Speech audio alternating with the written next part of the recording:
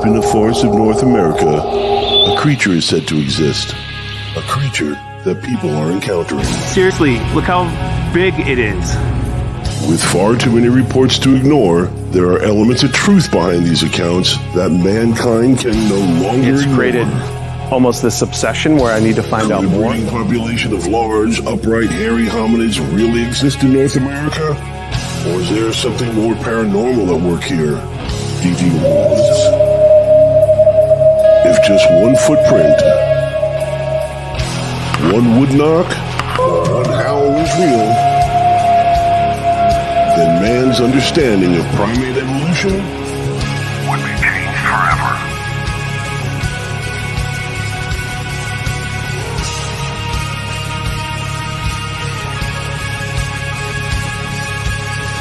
Join Glenn PURCELL and the Catskill Appalachian Research Collective as they delve further into the mysteries of Bigfoot and other paranormal phenomena through the eyes of witnesses, investigators, critics, and skeptics.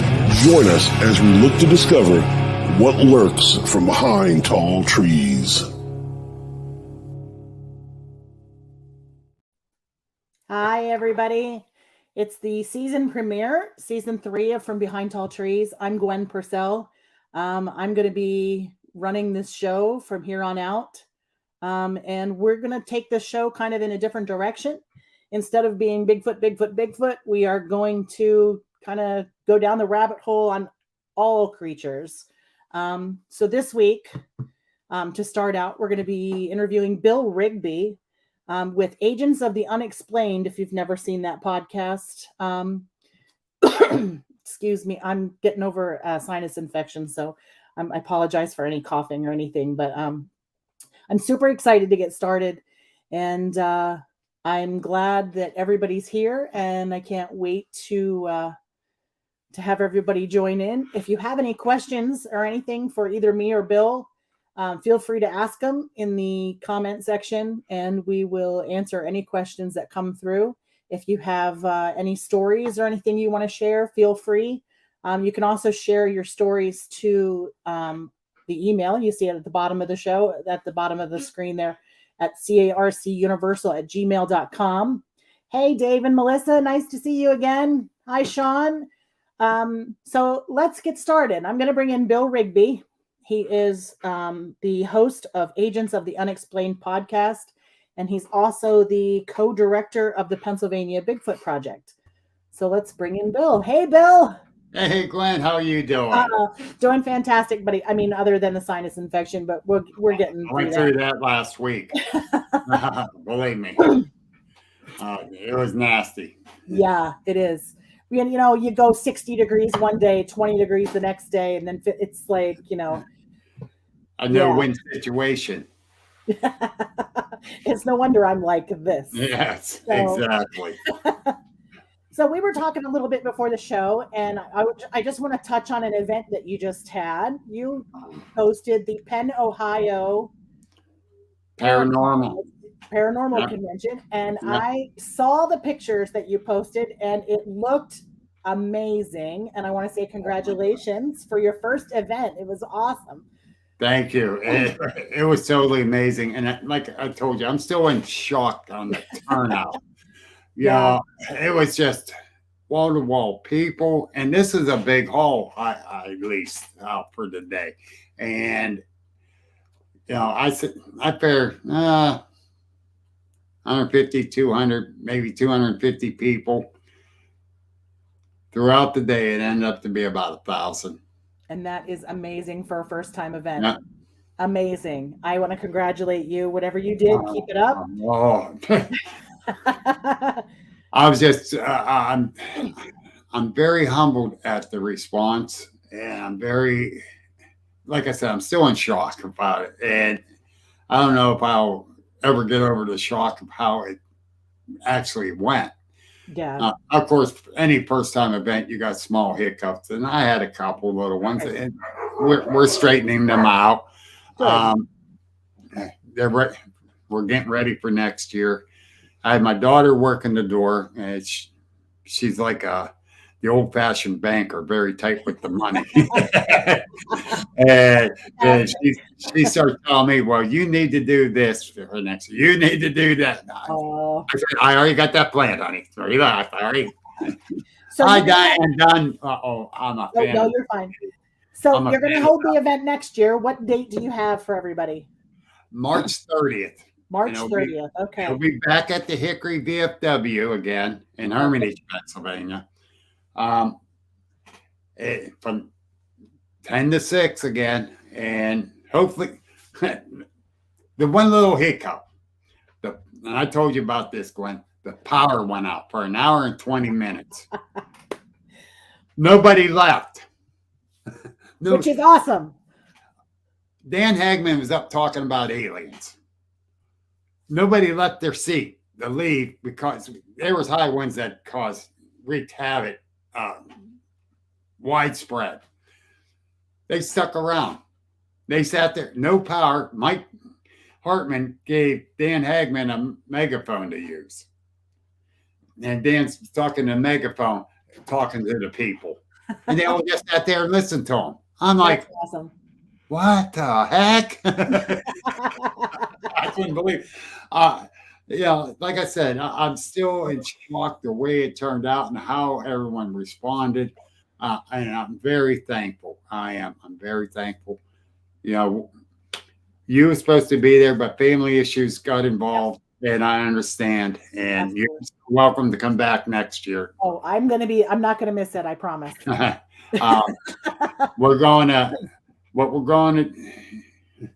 We end up with 30 vendors. Which is awesome. And not a single one told me they did not want to come back. That's great. So they made out well, I'm guessing. I'm guessing too. I'm guessing too. I don't know. I was up front, out to the back, front to the back. I imagine. It took, even today, my legs are still a little tired. But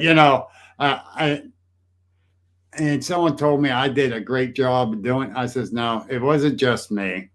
The vendors, they helped make it. The speakers helped make it. I just promoted them. It wasn't me. It was everyone. You did an amazing job. Good job. Thank you. So let's get into the meat and potatoes. We're having steak? Sure. Why not? Anything is on this show. So we were talking a little bit before the show started about we both have had experiences and we both have had sightings, and we were talking about how much these experiences have taken over our lives. Do you want to talk a little bit about how this has affected you, your sighting, and maybe even give us a little bit about your sighting, your first sighting? My only sighting so far. And I was actually at Salt Fork State Park in Ohio. Mm-hmm. Yeah, that's supposed to be a really hot spot, and I'm told that and everything. And I'm thinking, I won't see one. Everybody and their brother goes there. They're going to be in hiding. I ain't going to see shit. Plain and simple. Just as long as I might get to hear the Ohio howl. That's the main reason I was going. I was there with the So Speak group that was doing the camp out. And the very first night, Mike Bennett and Debbie Preggy and I, we went out looking around. And then we came back to the camp. We started to go down the Buckeye Trail. And something was throwing stones and nuts at us to the other side, to the left side here to us. And one come whizzing past me, and I look over and went, maybe.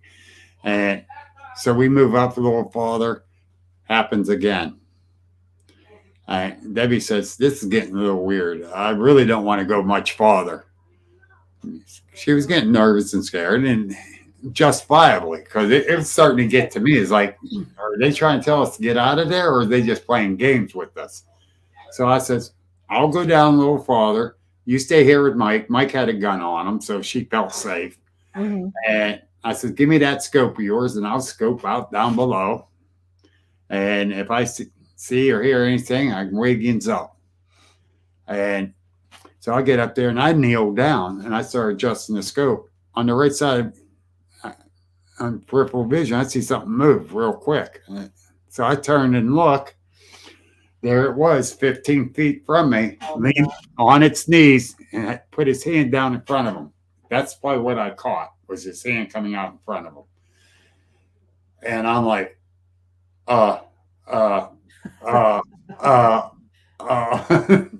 you know, it seemed like an eternity. I know it was only a few seconds. And I'm like, shit, I got to get out of here. I really got to move. And I stood up, it stood up.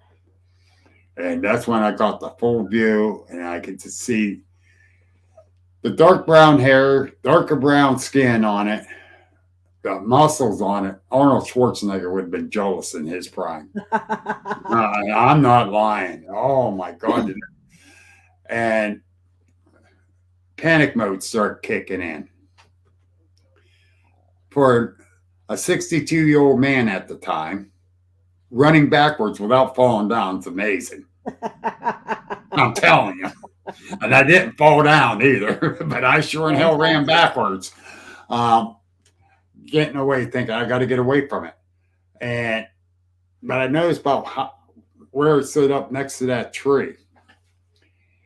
But then it turned and started down through the woods down over the hill. Oh, wow.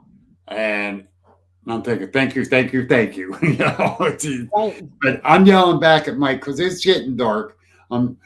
Lights, lights, lights. Instead of saying, here it is, I'm saying lights, lights, lights. No. Panic mode, you know. And he finally understood what I was screaming.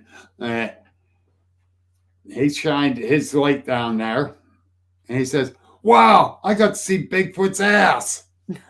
I stopped dead in my tracks and looked down and went, what? Really? He says, yeah, it was running down over the hill.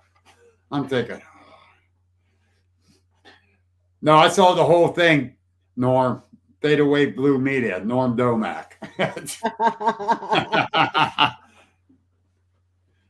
No, not standing my ground, I was. and let me tell you folks something. With all honesty, I'm not afraid of nothing. I really am. Till that. And that's where the PTSD came in on me, trying to figure out why I got scared. Right. For 62 years of my life, I never ran from nobody. Nothing. I ran into danger. I was a fireman.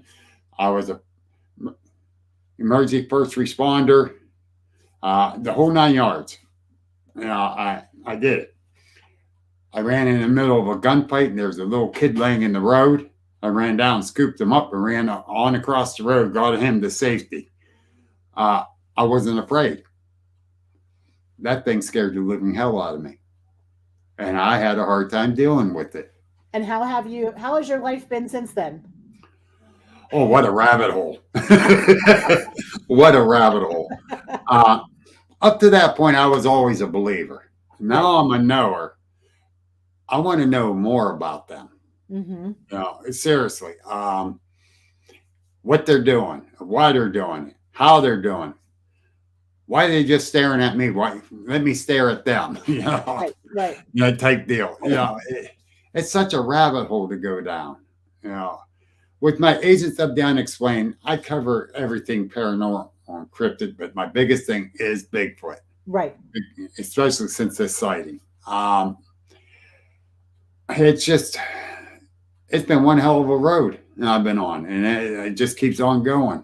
And I'm enjoying it because I'm learning so much. Right. You know, I really am. And I'm all about sharing what I'm learning too. And I think that's the key to the success of really figuring this all out. Yes. And so I don't know. Yes, the fight or flight response is strong. Yeah, it was very strong.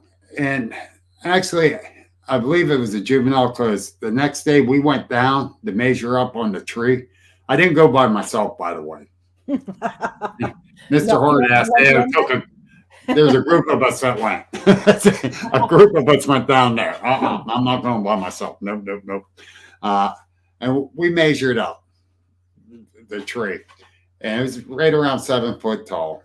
Wow. So I think it was a juvenile. Mm-hmm. You know, he was about 4 foot wide. You know, and the muscle tone, very impressive and very scary. Oh yeah. But I think it was counting coup, as the Indians call it. See how close they get to you, even touching you without you realizing they are there. Mm-hmm. And I think that's what it was doing as a juvenile. Right. Now, so its limits. I think he won. I think he won. Sure. You know, I'm joking about it now, but there's times it still gets the best of me, and I'm not going to lie, it really does. And I still sit there and I start thinking about it, and I get shaky and the whole 9 yards. It does bother me at times. Now, how long ago was this sighting? 2 years. 2 years ago. Okay. 2 years this August. Hmm. And so not that long ago. No. About 6 weeks afterwards, I was at a camp out with a bunch of Bigfoot researchers I was invited to. And the first night there, we're sitting around this big campfire, and I was asked to talk about my sighting since it just happened. And it says, if you're okay with it. Excuse me. And I gave him a shorter version because I was still kind of shaky about talking about it. Hey, Nikki, hello. I love that woman. She doesn't take no crap. But you know, it was kind of hard to talk about it, but I felt a little relieved at that point. And Right. I've been told the more you talk about it, the better it is. And they're kind of right. For the most part, they're kind of right. But after I had mine, and he said I can use his name, and Joe Catskill got up and talked about his and what happened with his.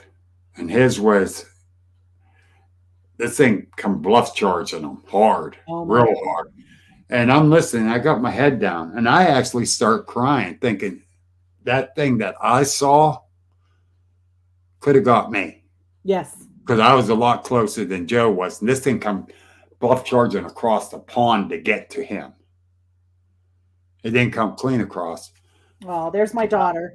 She's on her way to Florida right now in a U-Haul and a car. So I'm glad she's able to tune in and Yes. listen. She's driving down the road. Be safe, Krista. But yeah, so, you know, I actually started crying, sitting there thinking while he was describing what happened to him. And it really affected him too. It took him 10 years to really get. And I must say, that kind of helped bring me out of my shell some more. Right. Thanks to Joe. And made me really want to research deeper into this damn rabbit hole we're in. It's quite a rabbit hole, isn't it? Yeah, everyone says it's a rabbit hole, and it is. It really is. But you know, why did it do the thing it did with Joe, and this one didn't do with me? And I'm thinking that might have been a mama with a baby over on that other side of the pond, or they were interrupting a hunt. That's stuff I want to learn about. Yes. Mm-hmm. Why they do it.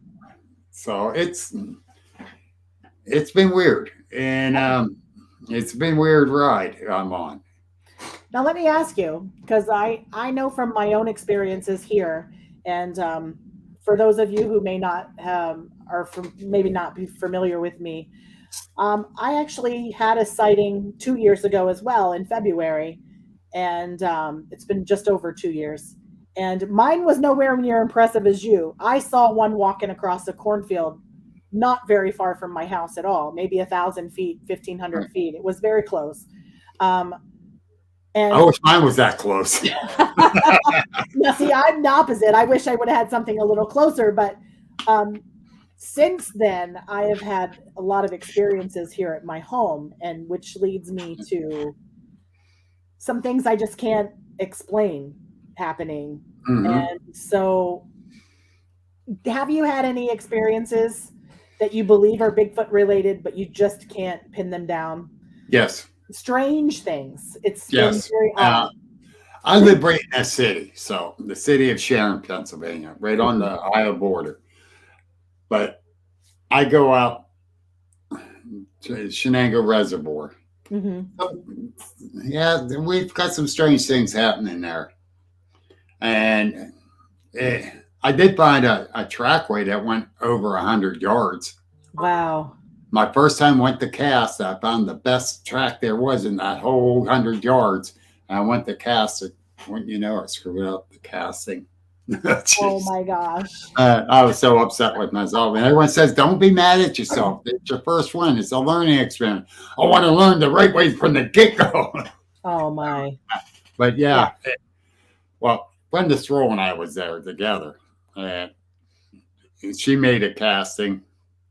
We let it sit for 24 hours then after I screwed mine up.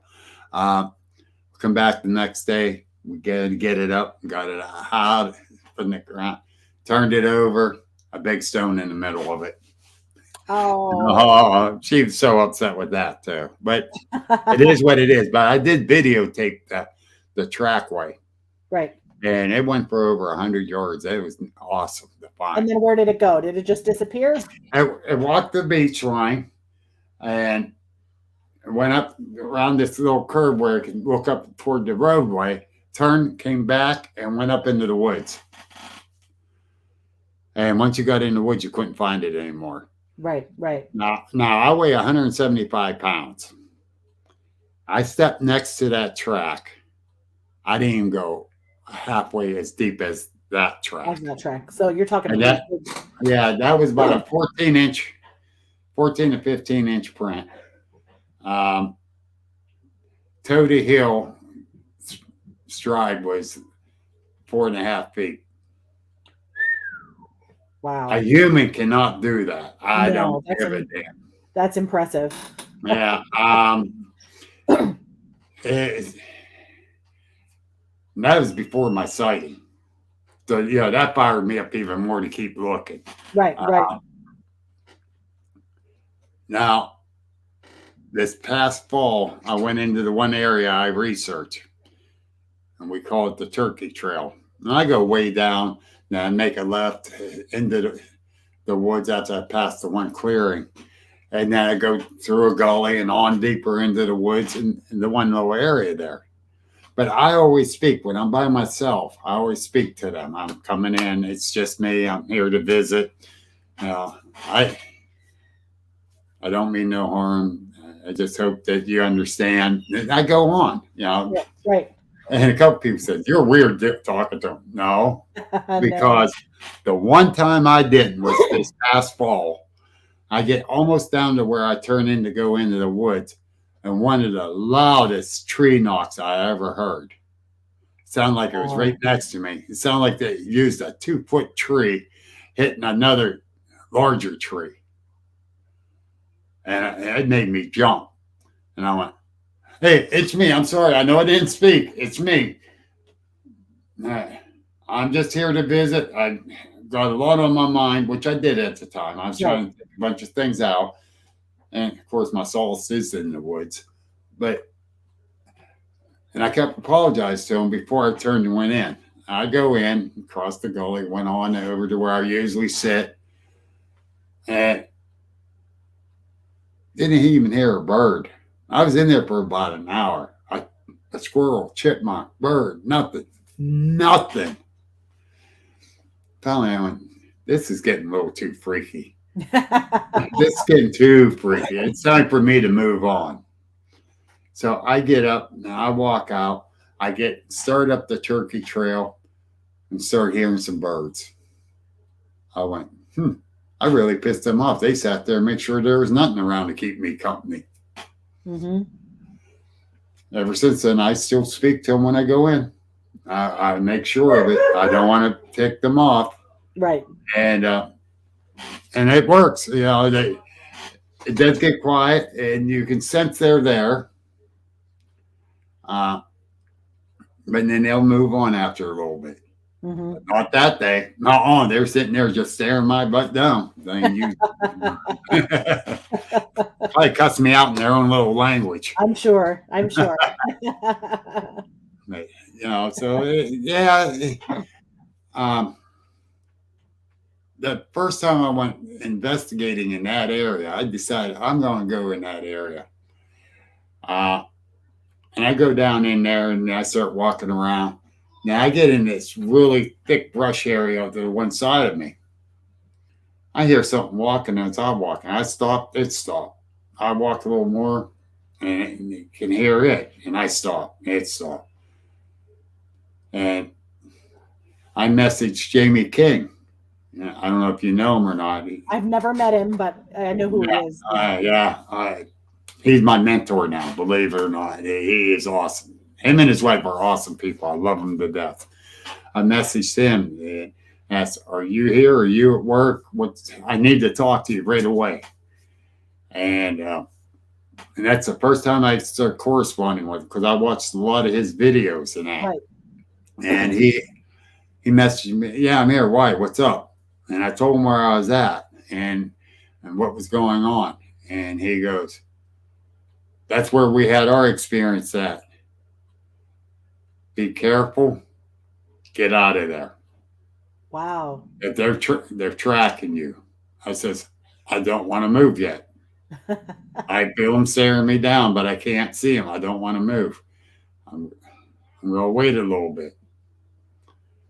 And he says, "Well, they show their face, don't stare them down in the eyes." I said, "No, I already know that. No, that's a predator thing. I know that." Right. The hair on the back of my neck was standing up from this. It was really getting to me. And so I just went ahead and waited a little bit, and I started walking out, and I didn't hear anything as I was walking out. And it just, I went, wow, this is nuts. And so then me and Jamie start corresponding more, and then I start talking to him more, and we become good friends. I love him and Jenny. They're awesome people. They're our true 70s hippie type people. The love and the peace they got. Yeah. You can feel it with them. And they're awesome. I really do love them. I got nothing but respect for them. Right. And they have helped me a lot. And They really seem like have. very nice people. Very nice. They people. are. You We can't have, find a better group. we have a question. The question is, why do you think some Bigfoot show themselves and some hide? I'm going to say they show themselves by accident most of the time. Right. I think they're studying us as much as we're trying to study them. So, but most of the sightings you hear about are alongside roadways or trails they're crossing a trail and it's by accident. If they really want us to see them, they'll be dancing in the streets. I sometimes wonder if they get comfortable with you, like if they, like Yes. I believe that I have a Bigfoot, at least a Bigfoot and a juvenile on my property, and I'm going to be honest, I've never seen them. I know they're there. I get the tree knocks. I've had a lot of other weird situations happen, especially when we camp out in the middle of the yard, because we pitch tents, we camp in the yard. And I've gotten a lot of things on audio recording that I just can't explain other than it to be a Bigfoot. So sometimes I wonder if like I accidentally saw it when it was crossing the field that day. Like, did it mean for me? I wonder sometimes if they show themselves on purpose, like they want you to see them, or if they I don't know. Sometimes. I think these. If they get comfortable with you, I think they will. Right. I think this thing has been watching me for quite some time, and I just don't know what I would love to see it in my woods, like when I'm down there checking things out and monitoring things. I haven't. I know they're there because you can feel it, and they knock on trees when I'm there. It's kind of like you got field cameras up? I do have game trail cameras up, and I've got some very interesting eye shine photos. Okay. Yeah. How high up do you have it? The game trail cameras are probably at my shoulder level. And the eye shine that I've gotten, based on how the ground goes down, because as soon as you hit the wood line behind my property, it goes downhill pretty steeply. So I'm guesstimating based on where the eye shine was in the trees and where it was standing, that it's probably 9 feet tall. But there's two. One is looking at the other one, and the other one is much shorter. So I think it's a juvenile. Let me make a suggestion of moving the camera from that position. Mm-hmm. Have Mike or yourself move it up about 12 feet high. Okay. And put it in an angle like this. Okay. Down toward the ground. Instead of this way, they can see the infrared. Up here, they might not catch it. That's a theory I'm working on. I'm going to be trying that. I got a couple new game trails I'm going to use. Yes, try that. I will. And you tell me, you keep me abreast of how it works out. I will, because different ones are saying if you go higher, and I'm thinking about it and trying to be logical about it. Yeah, and because people say, well, you catch them on game trail. No, that's an accident you do. Yeah, that's totally an accident. They've avoided mine at all costs. Right. Except for the eye shine at nighttime. Right. They know they're far enough away. Yep. That's why I say try that. I will have to give that a shot. And I'm going to try it too. Seriously. Yeah. When I get out there here the next week or so. Mm-hmm. Now that things kind of calm down for me. Oh wow, what a row this past month's been. Oh, I bet. Yeah, try that. I will have to give that a shot. Yep. I'm good question, Norm. Yeah, that was a very good question. And that's better than that. Have you had any experiences with infrasound? Oh, twice. The first time I didn't realize that was it. Right. That was back in like 99, 2000. I was bear hunting in Indiana County up on top of Penview Mountain. We were over by Bear Cave, it's called. Now, if I head south, I'd head down toward the railroad tracks and the river, which runs right past my property that I lived at. Even though it takes me 10 minutes to drive around the mountain to get up there, if I walk straight down over the hill and straight across, even though it was about a mile down, I probably would have rolled down and get there quicker. I wasn't that far. As the birds fly, it'd be 2 minutes to my property. I'm headed that way, and next thing I know, I'm like, where in the hell am I? I'm looking around and I don't recognize nothing, and it's not the way I was headed. And I'm standing there looking confused, and all of a sudden I see this hunter walking up toward me. And excuse me, I got kind of turned around here. Now I'm lightheaded, and I'm weak feeling, and I'm like, something ain't right here. And I go, where's Bear Cave Cabin at? He says, about 3/4 mile back that way. Oh my gosh. Now I'm going this way. Why is it back that way? So I thank you. I said, I must have got turned around somehow. I don't know how. And so I start walking back up. I get back up to where my vehicle's at. I get in it. I head home. And I told my ex-wife when I get there, she says, well, I says, I don't feel good. I got kind of lost up there. You got lost? Yes, I don't want to hear it. I'm going to go lay down. Didn't realize that I probably got hit with infrasound. Mm-hmm. It disorientated me big time. Here, before my sighting, Debbie Preggy and I were investigating this farm in Shenango Township, Mercer County. The farmer had a sighting there and asked us to come investigate. Well, we found prints as soon as we got there the first time. We found prints.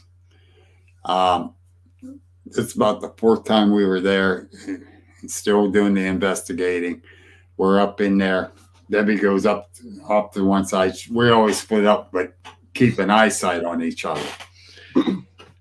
Well, all of a sudden I got real lightheaded, got real sick in my stomach, very weak. And I got to sit down, Deb. Something's wrong. And I sat down, and I'm like really, really lightheaded, and my stomach really upset. I'm getting really warm. She goes, "What's wrong?" I said, "I don't know." And I told her what's going on. Well, she did call Mary Fabian. Was telling Mary about it. Mary says, "Get him out of there. It's probably infrasound he got hit with." Mm. And Debbie said that to me. I said, "Well, let's go." Yeah.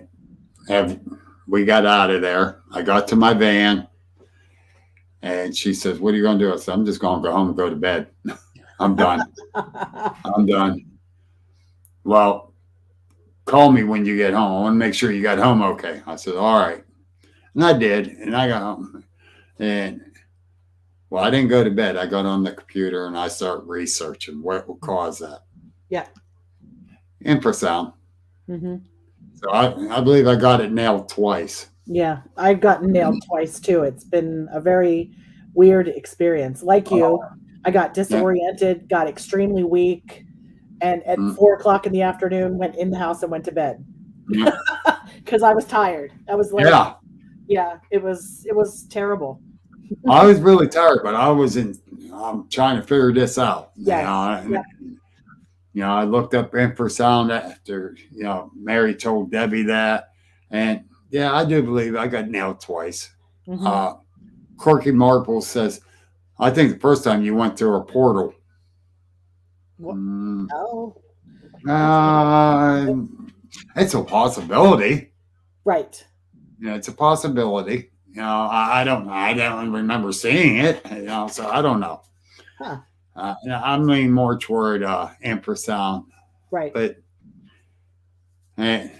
since I'm not living down in Indiana County anymore, I haven't been able to get up there to see if there is a portal in that area. There might be, but I will make a trip back there again someday here soon. So we do have a question.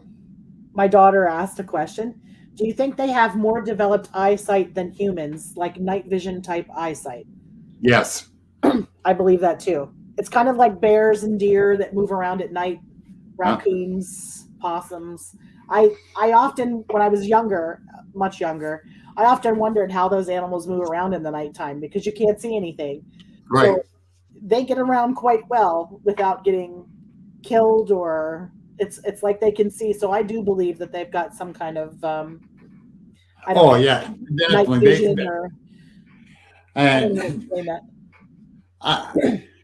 I know they do. They got to be able to get around like they do. Yep.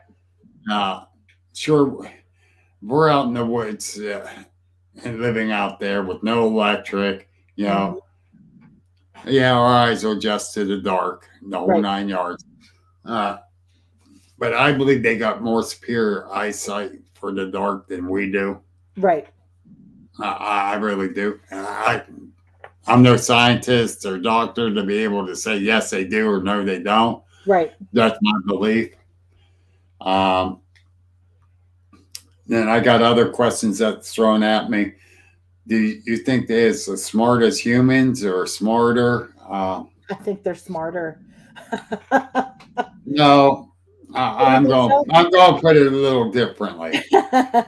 They're not street smarts; they're wood smarts. Yes. Okay. That's your country smart. Yeah. Okay. I grew up around the country too, but I'm Mhm. little country, little city. So, and no, I believe they're more wood smarts than human. Mhm. They know I how to agree. use the woods better than humans. Even though, like myself, I spent most of my lifetime in the woods. When I wasn't working and that, I was in the woods. Um, but they live there. They know the woods. They know what's Mhm. going on and how to use it to their advantage better than any of us. Absolutely. That's Yep. my belief. Now, if you ask if they're paranormal or they're alien, I I don't know. I don't think. What I saw was flesh and blood. Right. Um, like, could it go interdimensional? I don't know. Right. But I'm keeping an open mind, and because we got to in this field, because none of us really know. I say that all the time. All of us could be right and all of us could be wrong. I'm never wrong. I'm just never right either.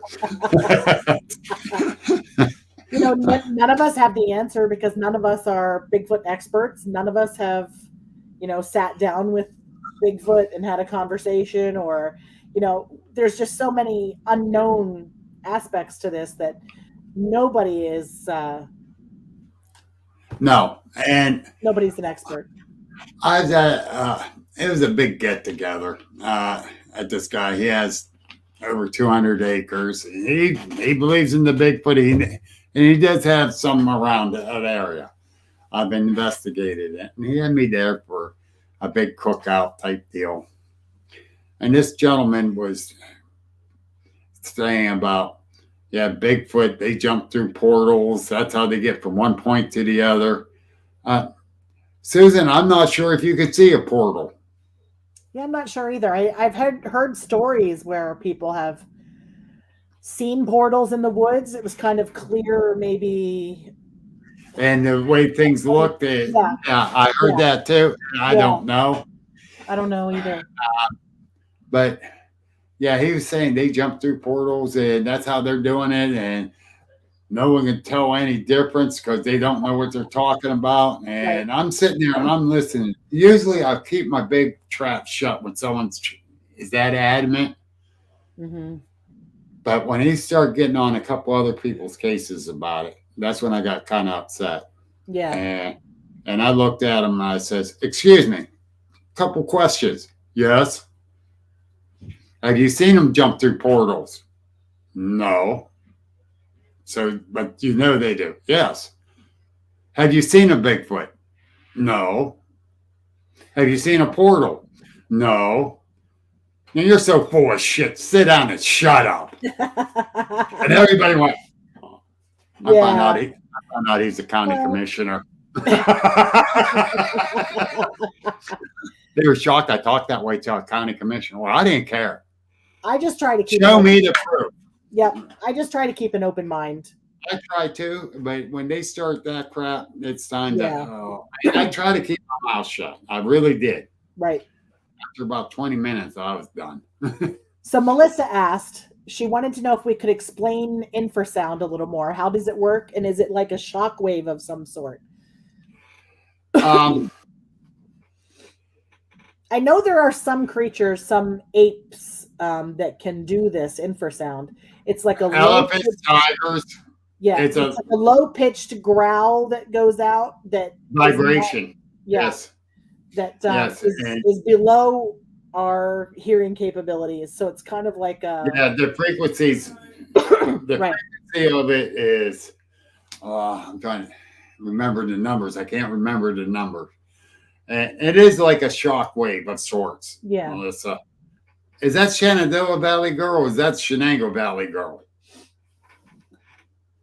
It's probably Shendo Valley Girl. Yeah. I was going to say. Same question. Yeah. I wanted to, if she's Shenango Valley Girl, she got to call me. We're neighbors. But Yeah, no, it's a seriously. frequency that humans can't hear. She's asking. Right. Frequency that humans Yes, it is. Lions do it. Yes. Elephants do it. I heard dolphins even do it. Mm-hmm. You know, so it's the best thing to do is Google it. Off the top of my head, I can't think of the frequency range that it is. And it's interesting. It really is. And that's part of the rabbit hole I went down. Yeah, because my first infrasound experience, I wasn't doing the Bigfoot thing then. It was several years before that. And I didn't know what it was. Like, I just went in the house and my husband was like, "You want to watch a movie?" And I'm like, "No, I want to go to bed." Like, it drained every ounce of energy that I had. It took everything to just walk back to the house. And I was like, I don't even know what this is. And then I saw my sighting and went down the rabbit hole, started investigating and researching. And then I realized what that was that day. Like, so I've been experiencing them for several years before I even knew they were here. And it's weird. It's really weird. Yeah. Because like the second time I got hit, I wanted to go to bed. Mm-hmm. And my boys got this. They got ADHD. You know, attention deficit hyperactivity disorder. I got that too. And they got it from me. And I said, I don't care what's going on in my head. I'm going to learn about this right now. I got to figure this out. Mm-hmm. And that's how I got on that. And yes, I do believe I got nailed twice. Mm-hmm. I don't think I'm not saying I didn't go through a portal the first time. I really can't say that because I don't know. Right. Until I get back up there and try to check things out. But I'm sticking with the infrasound theory right now. The portal theory is actually kind of scary, I think, because if let's just say that there is a portal and you go into it, how do you get back out of it? How do you know? Like, that just. Are you going into a different dimension or are you going to a different spot? Right. Like, how do you know where you're going and if that you can make it back? Exactly. Yeah, you're right. That is a scary thing. And I'd love to figure that one out, but not personally. Now, Krista asked another question. Do you think they send that tone when you get too close? Like a warning or a protective measure? I believe that. Yes. Mm-hmm. And that's that, or they're trying to, since I was with Debbie and we were kind of split up, I think it might have been a young male that wanted to be closer to Debbie. Oh, yeah. Okay. I'm not sure, but that's what I'm thinking. So it was trying to disable me so it can be over there, closer to her, and keep me away. Anything's a possibility. The first time, I think I was headed toward either a hunting party or a young one, and they did that. Mm-hmm. I do think they use it as a deterrent more than anything, like when they put off their smell. Mm-hmm. Now, with the one I saw, did not put off a smell at all. I didn't hear it come into that spot, which is weird. As big as they are, you think you would. Yeah. And when it was going down over the hill, I didn't hear it going through the woods. But then again, I was in panic mode. My hearing probably shut off because all I could hear myself, and it sounded kind of muffled, saying lights, lights. So I think my hearing shut off on myself. I don't know. Yeah. But they are awfully quiet, as big as they are. That's I guess that's another part of the rabbit hole. How do we think they move around like this without being? I mean, we're not talking about something the size of a squirrel. We're talking about something. Damn squirrel makes more noise than anything. I know. Do you know? As little as it is. It's like I've been hunting and thought I'm going to kill that squirrel. before I Yes. because I'm sick of this already. Or the damn chipmunk is worse than a squirrel. Yep. Holy you're cow. cute now, but I'm soon going to be cooking you because this is damn ridiculous. But I mean, you're talking about something that's even larger than a cow. Yes. And it is making zero noise. So But how think do we about explain that? Think about it. We're deer hunting. We're sitting in the stand or sitting up against a tree. We're looking right here. We turn our head this way and then look back, and there's 3 deer right there. This is true. 175 to 250 pound deers. Mm. How do they do that? They got know. little hooves. But you still should hear them stepping on sticks and leaves and stuff, and you don't. And the simple size of them. I mean, you're talking about, I mean, I just had a report from a gentleman who said that he's worked with cattle his whole life, and the one that he saw had to have been 800 to 1,000 pounds. You would think you would hear that stepping. Yeah. Just, I mean, not even leaves or sticks. I mean, just the actual foot weight of it. That you would hear that size of a thing. Yep. It just totally amazes me. It does. And like you and me both been saying, part of that rabbit hole. It's such a rabbit hole. Yeah. And it's got little stems that come off of the rabbit hole. Oh. Where do you want to go with this thing? It's insane. Insane. How much? It's totally insane, Gwen. Yeah. And I'm enjoying the ride. I really am. Oh. But sometimes it gets confusing. So it's just when you think you know something happens and you're like, like that just blew that whole theory right out the window. Yes. Yes. And it was kind of crazy. It's kind of crazy. And so I've gone to a lot of different conferences to hear different speakers. And I've learned so much from other researchers. Mm-hmm. And it's not these big name researchers either. It's the boots on the ground local people that you learn more and more from. And I found that out. Yeah. You learn things from Meldrum and all of them. Oh, absolutely. Don't get me wrong. You do.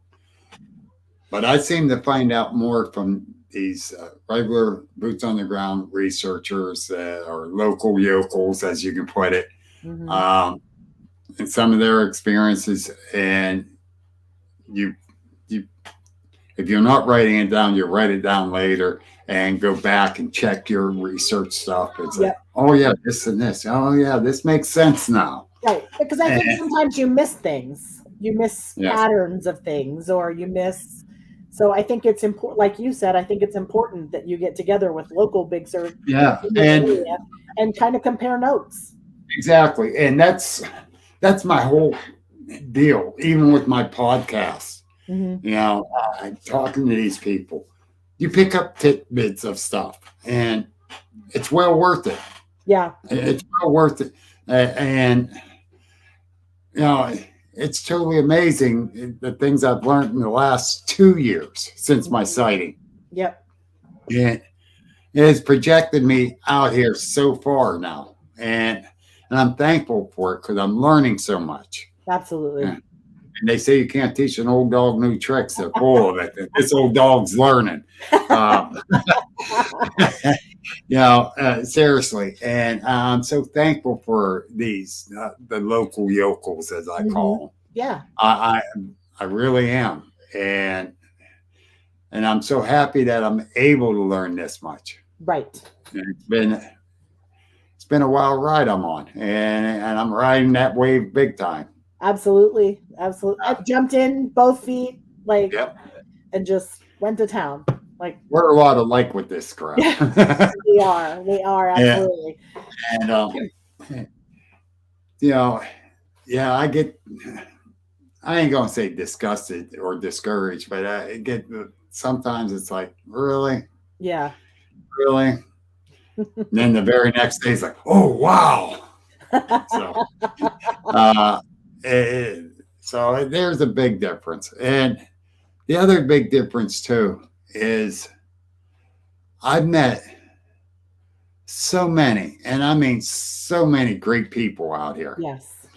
You hear a agree. lot about some of these ones that are say they way they're da.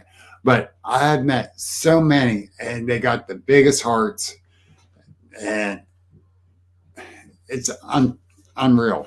Mhm. It's unreal, and I'm very thankful for all of them. I really am. On the Yeah. flip side of that, I have met some very Yes. opinionated, egotistical people that I'm here. it's their way or no way. It's their belief or no belief. And I'm just like, oh, you're so pretty. Go stand over there. Jesus.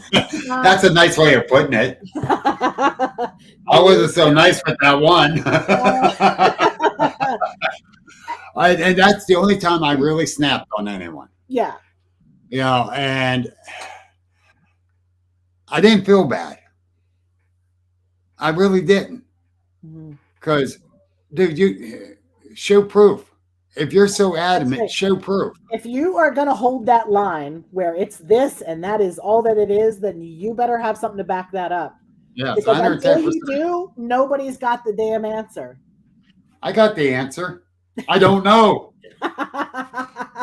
True story. I am sticking to that line. Right.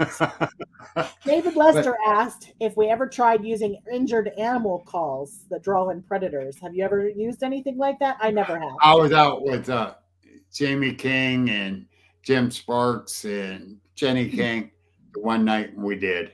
Were you successful? Yeah, Coyote was answering back. That wasn't so nice. But we had some weird experiences later that evening too. Oh, interesting. Yeah, it sounded like an owl, but it didn't sound like an owl calling. Oh. And it sounded like it was way over that way. And then it sounded like it was right over here. And all of a sudden it was over here. And then the coyotes started. And Jim Sparks was down under the bridge where we walked in with this trail and we had a little fire under the bridge and make that our home base. Jamie, Jenny, and I were up on top of that hill. We said, well, let's get away because it's pretty dark. Can't see a coyote if it sneaks up on us. Right. So we head back down to the fire. Well, we get down there and asked him, did you hear that call? He says, yeah, it's right over here. What do you mean right over there? It was over here. You know? Well, as we were coming in, Jamie found 4 glow sticks as walking down the trail. At the fire, we could see 2 of them. So I said, I'm going to walk up and see what's going on with the other 2 glow sticks. We'll just go up a little bit and watch. And I told him that, so I went on. I started walking out, looked behind me, and here's Jamie right behind me, which is fine, cool, you know. And I'm looking, we're listening, and that, and we heard something up on the roadway up above us while we were looking, and then all of a sudden I felt something brush against me. Now it had to come down through this brush. Something brushed against me here. Jamie's behind me here. And I go, you feel that? He says, something just went past us. Don't know what it was. Couldn't see. It was too dark, number one. And number two, don't know what it was. Can't tell what it was. Right. And I'm not going to speculate what it was. Right. We stood there for a little bit, just trying to catch our grip. Finally, we said, all right, let's head back to the fire. You know, so me and Jamie goes back to the fire, and we went to tell them about that. And Sparky and Jenny says something was walking across the bridge here. Now, this is a brand new bridge, cement, heavy duty. And, you know, you got the cement sidewall, and then you got those two pipes as a railing. Mm-hmm. They said every so often you can hear it cling like fingernails hitting it, but you can hear it walking too. Oh my gosh. So they watched down to where it went. And one was watching one side, one was watching the other side, see if it had come down around, and never did. So whatever it was, we don't know. Mm. Whatever went past me, we don't know what the heck it was. Right. Jamie felt it, but he didn't feel it brush against him, but it brushed against me. And excuse me. So we don't know what it was. Could have been? Yeah, it could have been. Right. So interesting. Yeah, it is. So weird stuff does happen out there. Absolutely. Yeah. Absolutely. And I like getting out with Jamie and Jenny and them because they're definitely great researchers. They're spot on stuff. So excuse me. They and they think outside the box, which is good because you have to in this field. You have to. Hey, there's no other buts about it. Jamie beats that in my brain every day. Every day. Think outside the box. Being constantly open-minded. Yep. Absolutely. Yep. Absolutely. And debunk it. Debunk it as much as you can.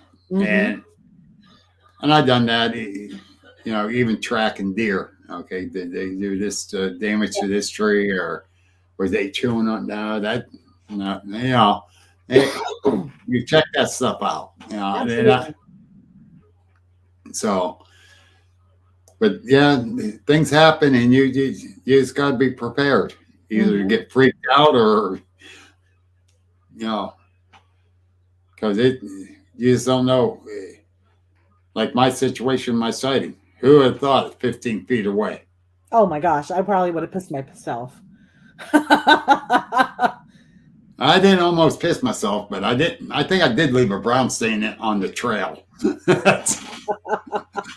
I would have pissed myself. I've been like, yeah. But after that sighting, we went back up to the camp. Mary Fabian was camping up there. She's by her truck.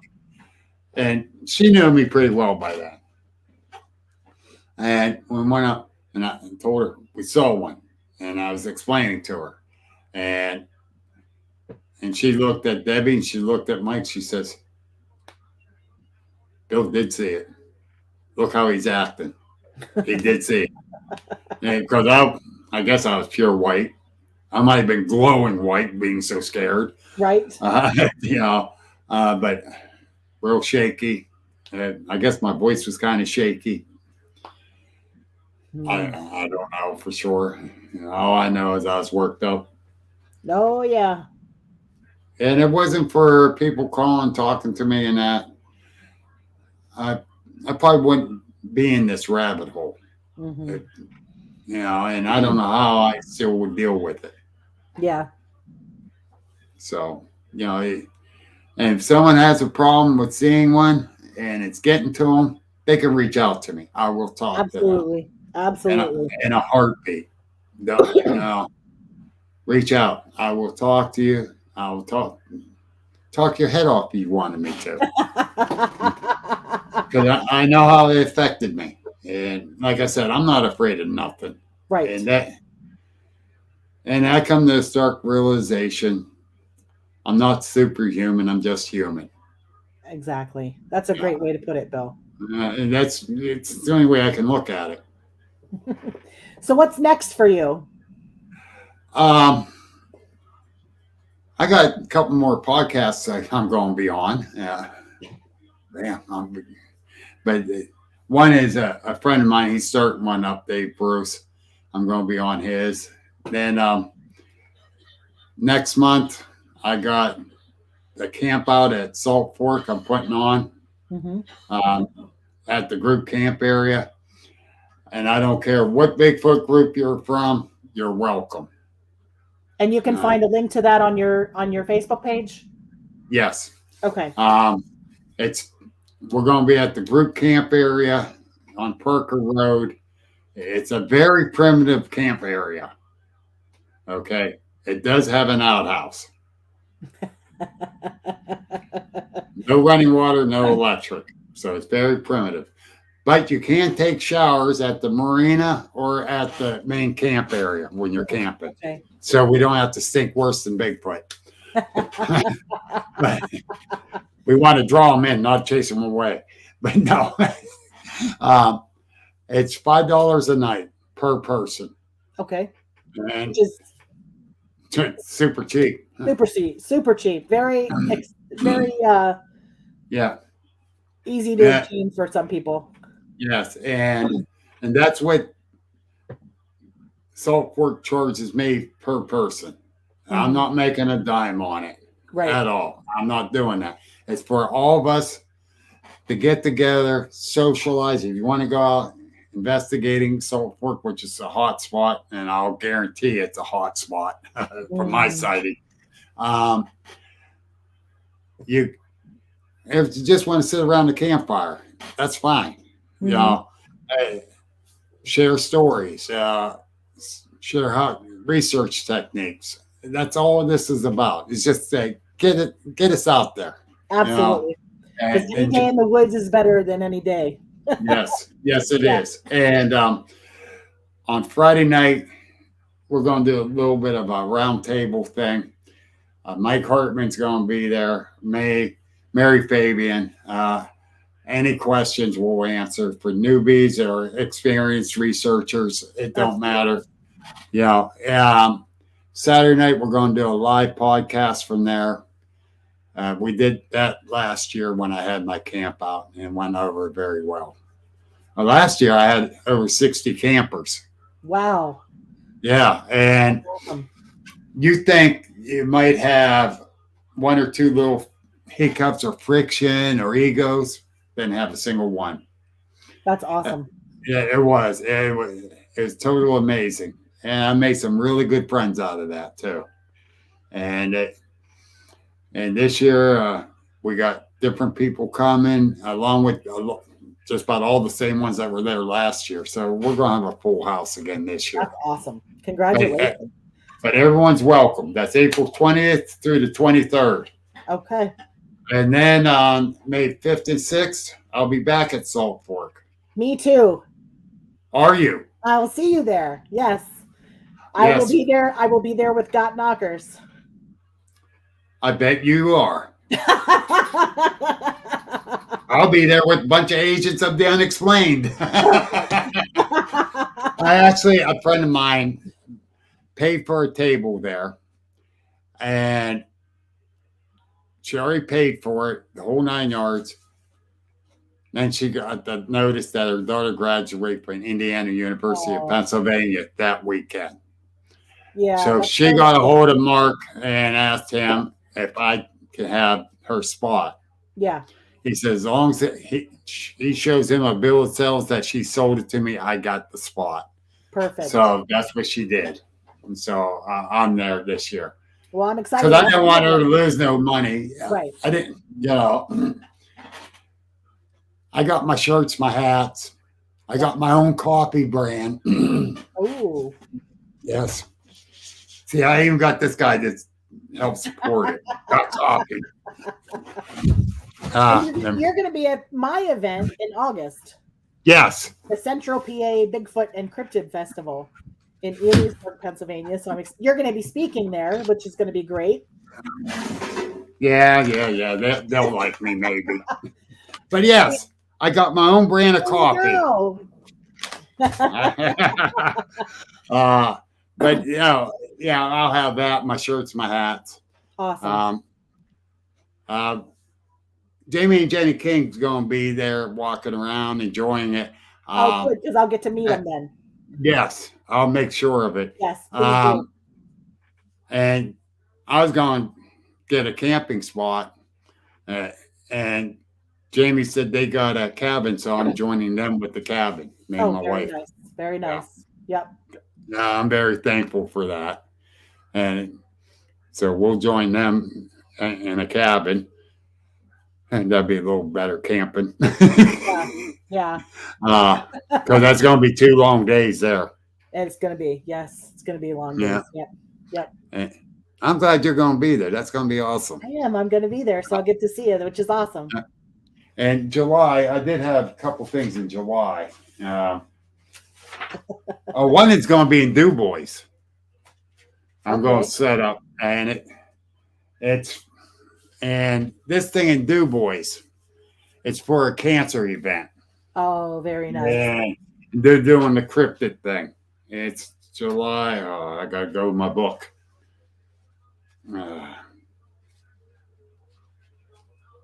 20-something, I think. 22nd. Yeah, July 22nd, and Du Bois got a cancer event. July 29th. Hit me now because I kind of forgot. And I'm putting this one on too with Somerset and Cambria County, Pennsylvania Bigfoot Project chapters. We're doing a Bigfoot Paranormal Expo very nice. in Cambria County there in Windber. And we're looking for vendors. That's a plug. I hear it right now. Yes, that's a plug. That's a plug. Make sure I get that information so I can get that going. Yes.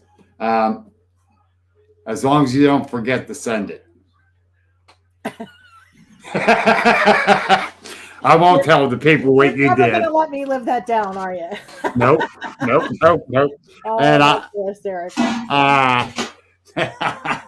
No, I thought that was funny. I did. Yeah, I'll get that out to you. Perfect. But yeah, we got 5 sets of speakers for there. We got indoor and outdoor vendors.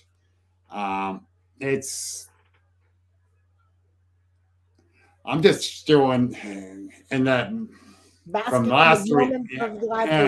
Last weekend, I'm trying to promote this one. It's like, wow. But no, I got a great girl helping me, Julie McQuaid. She's from Somerset County. I can't thank her enough. She's doing most of the legwork for me on this. That's fantastic. Since I'm 2.5 hours, 3 hours away. Right. And so she's doing this for me. They brought me in to help get it going because of the one I was just doing. Mm-hmm. Now she's really pumped up because she came down to this and saw the crowd of people. She's thinking we're going to do the same there. Fingers are crossed. Oh, yes. Yeah. Yes. But yeah, so that's July 29th in Windber, PA, at the Windber Recreation Park. Okay. It's going to be bring a swimsuit. They got a pool there. You don't want to see all this in a swimsuit. You don't want to see this in a swimsuit either. I'm a chunk. We don't want to see all that. I wasn't just referring to you. I'm referring to everybody. Oh. If it gets too warm, you can go swimming. No. But this has been a great show. Yes. And we're going to wrap it up. You can find me at the Encounter Quest event this Saturday in North Carolina, in Hamlet, North Carolina. They have a Facebook page, Encounter Quest. You can visit their encounterquest.com, their website. I will be right inside the front door, so you're going to see me first.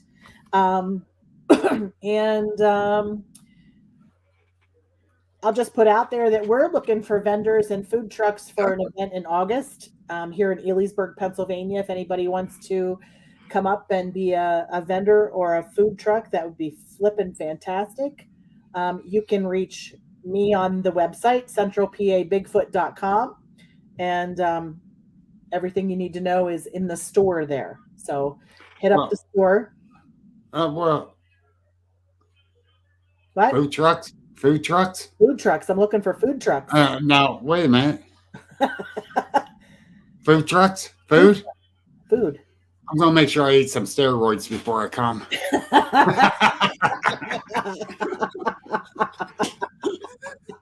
Oh, my Lord. It's going to be a great time because Bill's going to be there speaking. So it's going to be fantastic. You're not going to want to miss it. Oh, maybe not. No. You might want to miss my conversation. Oh, no, right. I got plans for I'm it. going to be front row, Bill, front row. You think? I thought I was going to be front row at mine. Oh, wrong. No, seriously. I got what I want to talk about. I really didn't touch base at all here because I really didn't want to. Right. Because I don't want to rehash it. Right. I think people that has had experience can relate to it, and the ones that haven't had that will have it, then they can understand it better. Yes. Yeah. That's the way I'm working with it. And hopefully it goes over good. Yep. So Yep. yeah. And I'm really looking forward to yours. I really am. I'm excited. It's going to be interesting. It really is. The drive that night ain't going to be so interesting. No. You're not that far away from me, but you're still, what, 4 hours maybe? 3.5 hours. Yeah. And I got to drive home. And then the next morning, I got to be down in Beaver Creek State Park in Columbiana County, Ohio I did myself in. I got to speak there. You absolutely did. But it's going to be worth it. I'm looking at a great time at your event for sure. I know it's going to be fun. It's going to be a great time. And I get to meet Mike. Yes, finally. Finally. Well, everybody, I want to thank everyone for joining us tonight and asking questions. And I hope everybody had a great time as much as we did, because I like to laugh. This is a totally unscripted show. I write nothing down. We just go where the conversation takes us, and which I think is a nice flow to everything. Yes, it is. In 2 weeks, I'm hoping to have, actually, Bill kind of substituted in tonight because the guest I was supposed to have tonight had a family emergency and Bill stepped in. So I'm hoping he takes Bill's spot in 2 weeks because Bill was supposed to be here 2 weeks from now. So hopefully I have Brennan Daniels on, and we're going to talk about Dogman, which I know nothing about. So I'm doing some research there so I can skim that. No? I don't want bit in the ass by a dog, man. No Nope. No, I'll be listening in on that one, believe me. Well, hopefully Brennan can that's a join us then. phenomenon I'm learning. I'm starting to learn a lot about. And it's going to be interesting. Yes, that's going to be an interesting show. Yeah. That's going to be a damn good show. So we have a bunch of shows I have in the works. We're going to be talking about shadow people. We're going to be talking about skinwalkers, dogmen, Bigfoot, and I'm working on black-eyed children. So you're going to want to tune in every week because it's going to be something different every week. It's going to be informative and fun, and I can't wait to see you guys, everybody, in 2 weeks. And the person I told you about before the show, I'm going to hook you up with. I think that's going to be a beautiful show for you, too. Yep. Yeah. Thank you, everybody. Thank you. This has been a CARC Universal production.